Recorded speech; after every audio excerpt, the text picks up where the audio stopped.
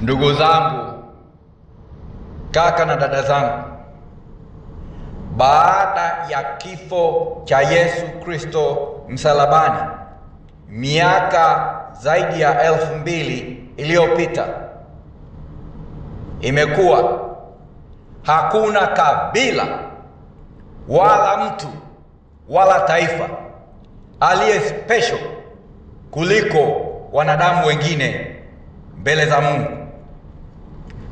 Kwa mujibu wa maandiko katika Biblia, Yohana sura ya 14 mstari wa 6 na Wagalatia sura ya 3 na mstari wa 8, hakuna mwanadamu yeyote aliye special kuliko mwanadamu mwingine kwa sababu ya utaifa wala kwa sababu ya ukabila lake.